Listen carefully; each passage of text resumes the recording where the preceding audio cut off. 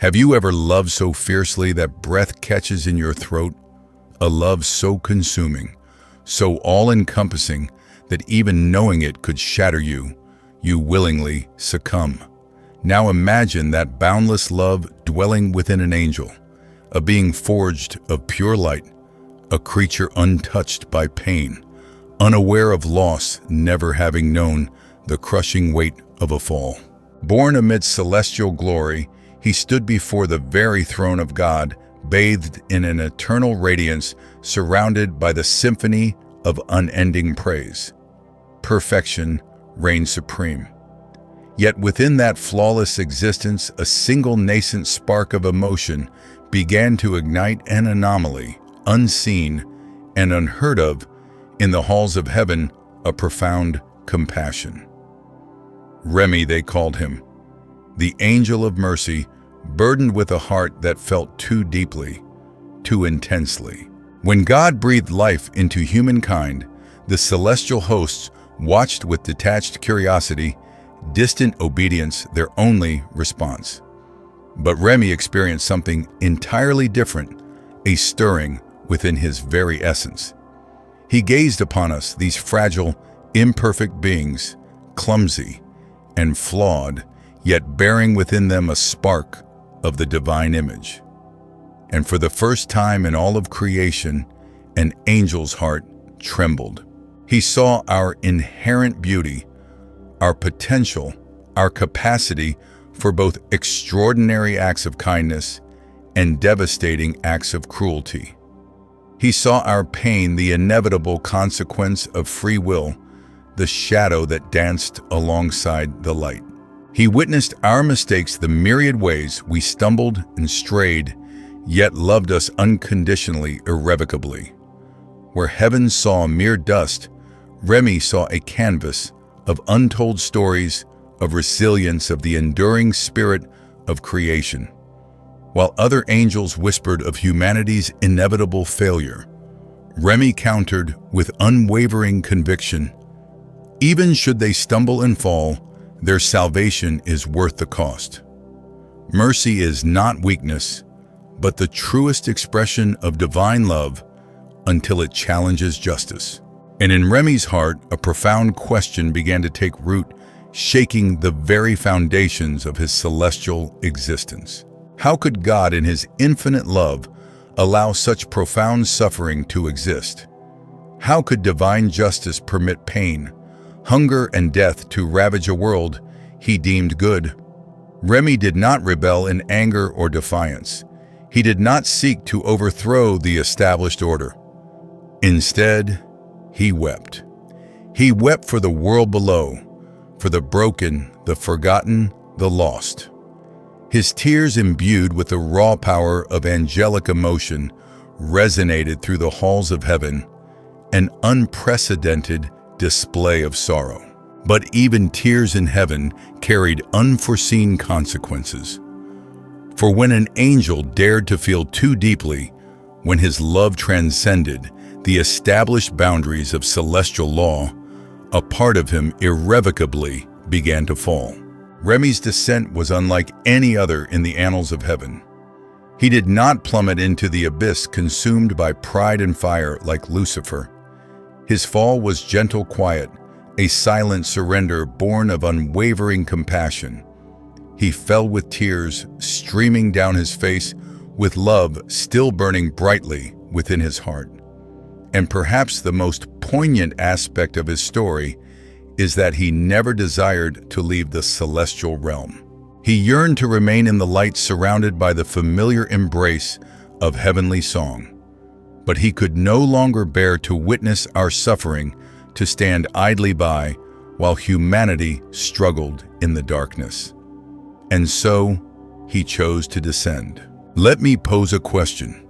Can love in its purest, most selfless form become a sin when it transcends the boundaries of established order? What happens when mercy itself is deemed a transgression, punished by the very heaven from which it sprung?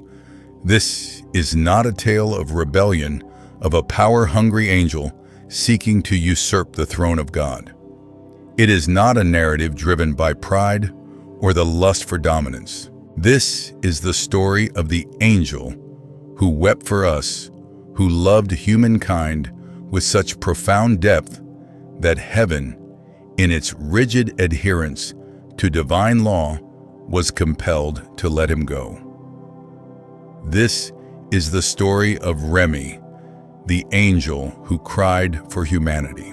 They say that every angel carries within them a fragment of God's glory, a spark of the divine light that illuminates the celestial realm. But Ramiel carried something more, something infinitely more precious. He carried God's heart. Before creation was spoken into being, before the cosmos burst forth in a symphony of light and sound, when heaven was nothing but an ethereal expanse of light and song, Ramiel stood among the countless hosts, a figure of radiant purity, seemingly flawless and untouched by the complexities of emotion. But there was something unique in his gaze, a subtle distinction that set him apart from his celestial brethren. While the other angels focused their adoration upon the throne of God, Ramiel's gaze drifted outward into the silent void where one day stars would ignite with incandescent brilliance. It was as if he was searching for something, a missing piece of the cosmic puzzle, something that heaven, in all its splendor, had yet to provide. Most angels were content with their designated roles, their purpose clear, their joy unending. Their existence revolved around offering eternal praise to the divine. But Ramiel often found himself drawn to the periphery of heaven, lingering near the edges of the celestial realm, his gaze fixed upon the infinite expanse below. He pondered in silence, asking questions that no other angel dared to voice. Why does love in its most perfect manifestation still carry the potential for such profound pain? What is the purpose of mercy in a realm devoid of suffering? The other angels struggled to comprehend his inquisitiveness, his insatiable thirst for understanding.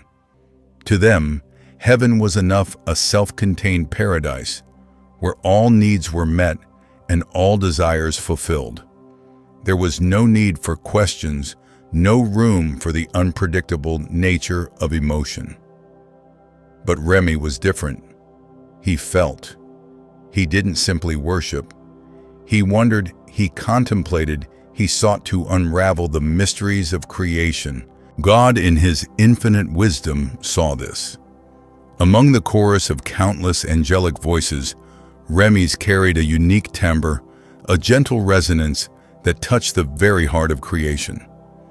His worship wasn't a thunderous declaration of devotion. It was a soft, trembling offering, as if emanating from something fragile and deeply personal within.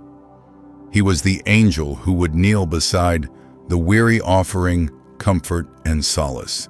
He was the one who comforted those who had fallen short of their celestial duties, offering forgiveness and understanding in the face of judgment. He was the one who remained silent when others were quick to condemn, offering empathy in a realm often defined by unwavering adherence to divine law. Ramiel's love for heaven wasn't merely a sense of duty. It was a profound devotion, pure, unfiltered, and unforced. And yet, deep within his celestial being, he carried a quiet ache, a sense of incompleteness that resonated with the silence of the void.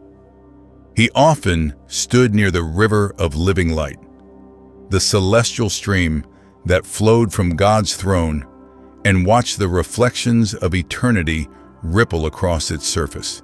There, in the solitude of his contemplations, he would whisper to himself, "There must be more to love than perfection. There must be a deeper purpose, a more profound connection to creation." One day, another angel, Michael the archangel, found him lingering there, lost in thought. "Why do you always linger here alone, brother? Michael asked, his voice filled with concern. "What is it you see in the light that we do not?" Remy offered, a faint smile, his eyes reflecting the endless possibilities of creation. "I see what could be," he said, his voice barely a whisper. "Not just what is, but what could be, what we could become." Michael, a warrior angel accustomed to the clarity of battle, struggled to understand Remy's abstract musings, but he admired him nonetheless.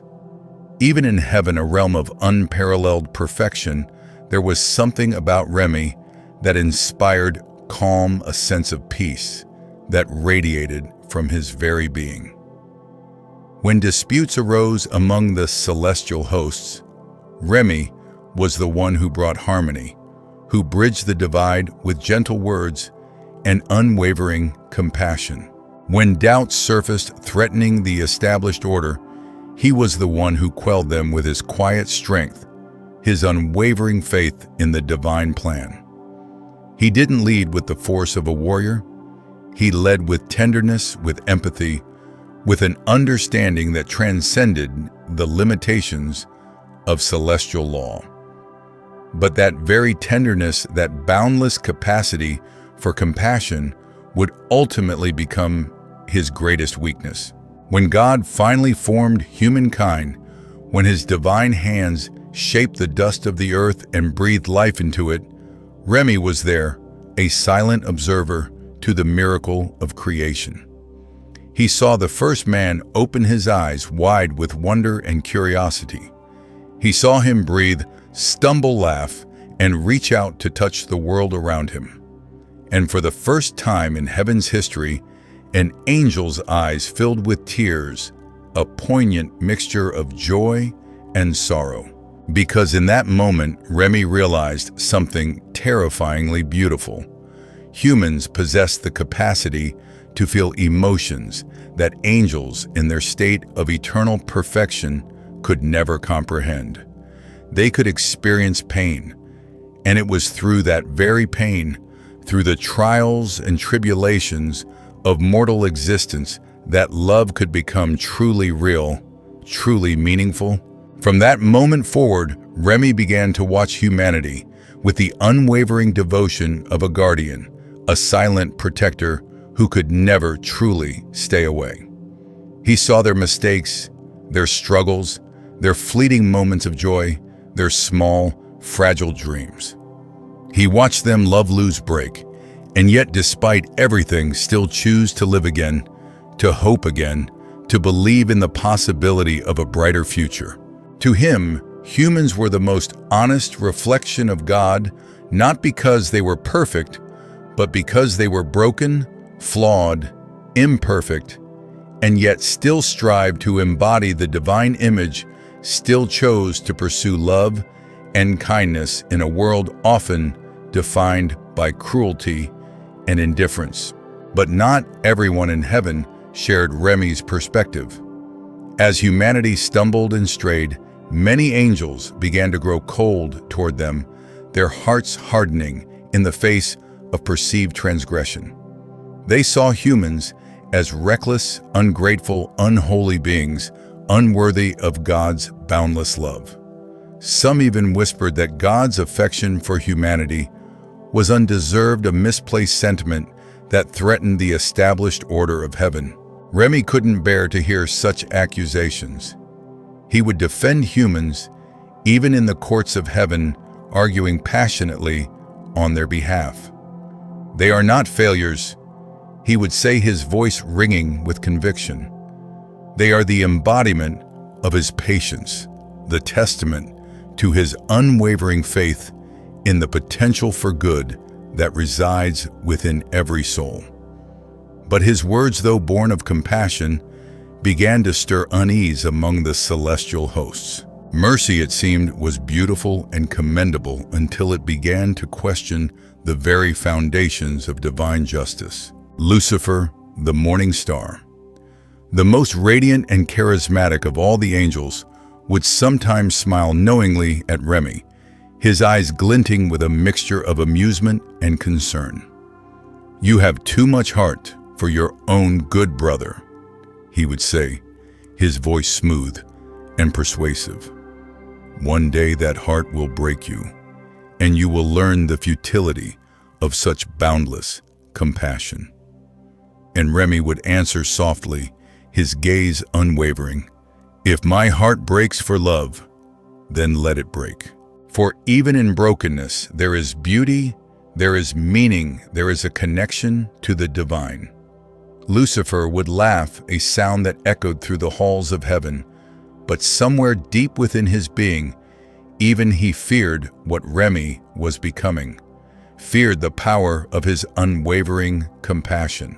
Because when an angel began to love too much, when his empathy transcended the established boundaries of celestial law, heaven itself began to tremble, sensing the potential for change, the possibility of a disruption to the established order. Remy didn't yet realize it, but every tear he shed for humankind, every act of compassion he extended to the world below, was fundamentally changing him, transforming him into something new, something unprecedented in the history of heaven. The light within him, once bright and pure, a flawless reflection of the divine radiance, began to flicker with something new, something no angel had ever known before. Compassion mixed with pain, empathy intertwined with the weight of mortal suffering. And pain, Remy was beginning to learn, had a way of rewriting even the holiest of hearts, of reshaping the very essence of celestial beings. He began to dream something no angel was ever meant to do. For dreams were the realm of mortals, the realm of fleeting desires and unfulfilled aspirations. He dreamed of walking among men, feeling the earth beneath his feet, touching the hand of a child, wiping the tears of the dying.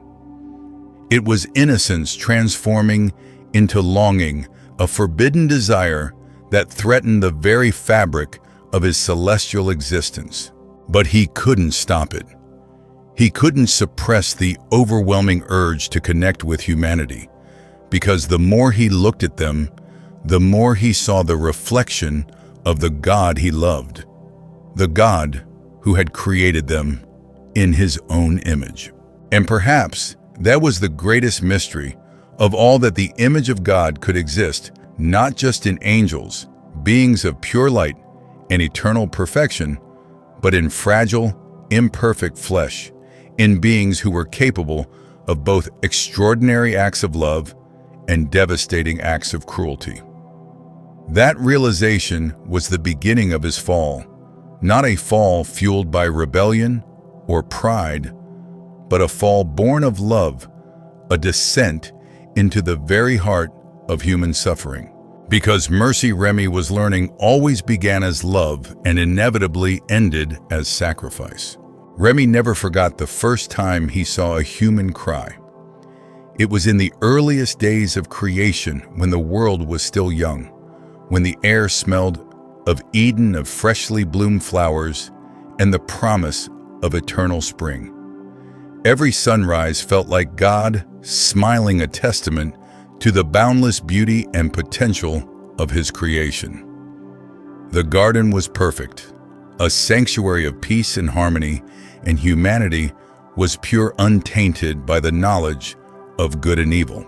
But even in that state of idyllic perfection, Remy felt something strange, a subtle tremor in his heart that whispered, "Peace never lasts forever."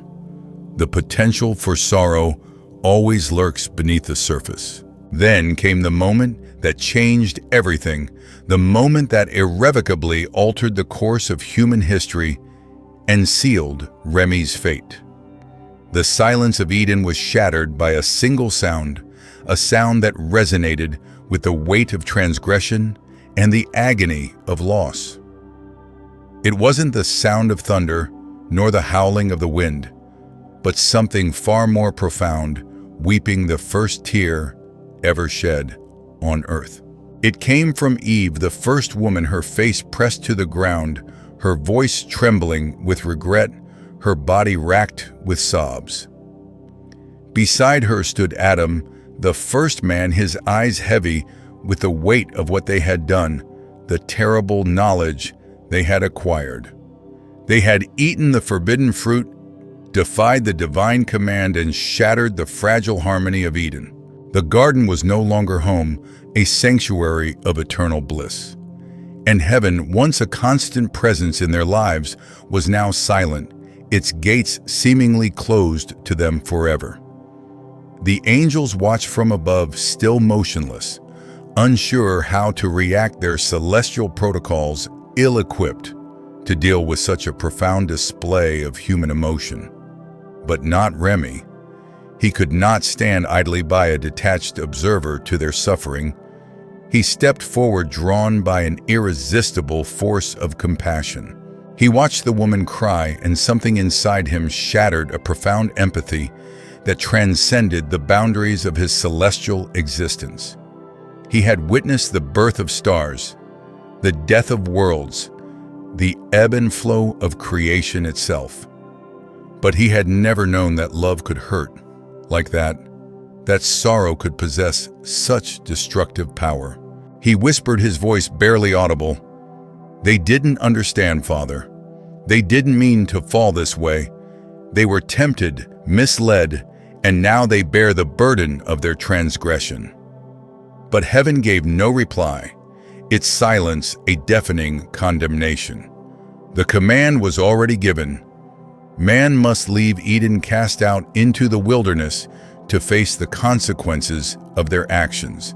Remy stood at the edge of the garden, his gaze fixed upon the flaming sword that was placed at its gate, a symbol of divine justice and the irrevocable separation between humanity and paradise. He watched Adam turn back one last time, his face etched with longing, with regret, with a profound sense of loss, before walking away hand in hand with Eve into the unknown wilderness beyond. And that's when it happened, something that no angel had ever dared to do, something that defied the very laws of heaven. Remy wept.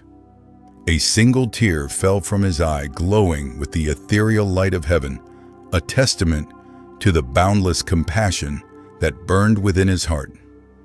It struck the earth, landing softly upon the ground, and vanished into the dust, a silent offering of solace and empathy. That was the moment heaven first saw compassion bleed, the moment when an angel dared to feel the pain of humanity, to share in their suffering. Some say that the ground where that tear fell became fertile forever, imbued with a unique blessing, a testament to the power of Remy's compassion. They say that life always bloomed there, that flowers sprouted in vibrant colors, and fruits grew with unparalleled sweetness, because his sorrow carried something holy, something unplanned, something that transcended the established boundaries of divine law. From that day forward, Remy could no longer look at humanity the same way.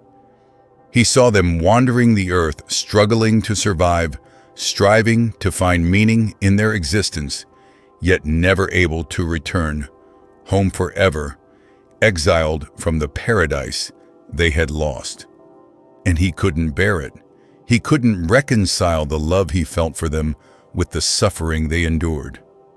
He spoke softly to the other angels, his voice filled with a desperate plea for understanding. They are lost, not wicked. Can't you see that they are searching for the same light we were made from? They are yearning for connection, for purpose, for a way to redeem themselves. But heaven was divided, torn between the demands of justice and the yearning for mercy. Justice demanded consequence, retribution for the transgression committed in Eden. Mercy begged for another chance, a path to redemption, a way for humanity to reclaim their lost innocence. And somewhere in between those two opposing voices, Remy stood alone, a solitary beacon of compassion in a realm increasingly defined by judgment. And so the heavens watched in silence as Remy stood alone, suspended between two worlds, the unyielding perfection of the divine and the fragile, trembling heartbeat of humanity. He was no longer simply an angel of light, nor yet a creature of earth. He had become something in between, a bridge woven from compassion, a testament to a love that could not be contained by law or restrained by fear. For the first time, heaven confronted a truth it had never considered: love that costs nothing is easily given, but love that demands sacrifice becomes eternal. Remy's tears were not a sign of weakness. They were the beginning of something far greater, a love fierce enough to bleed, brave enough to fall, and holy enough to choose suffering over indifference. As the gates of Eden closed and the flaming sword blazed against the horizon, Remy made his silent vow. If humanity was condemned to walk through darkness, he would walk with them. If they carried the burden of exile, he would carry the weight of their pain. For what is mercy if not love, willing to descend? And with that vow, the first feather loosened from his wings. So as we've explored, Remy's story is really about the profound power of empathy and love, even when it challenges established norms. It asks us to consider what happens when compassion runs so deep that it leads to sacrifice, and whether such selfless love can ever truly be a transgression. It's a tale of an angel who chose to see the beauty and potential in humanity, even amidst our flaws and suffering, and who dared to bridge the gap between divine perfection and earthly imperfection. I'd love to hear your thoughts on Remy's journey. What resonates with you the most? Do you think his actions were justified, or did he overstep a boundary? Let me know what you think in the comments below. I'm really interested in hearing your perspectives and answering any questions you might have. And if you enjoyed exploring this story with me and want to delve into more thought-provoking narratives like this, be sure to hit that subscribe button. That way, you won't miss out on future videos. Thanks so much for watching.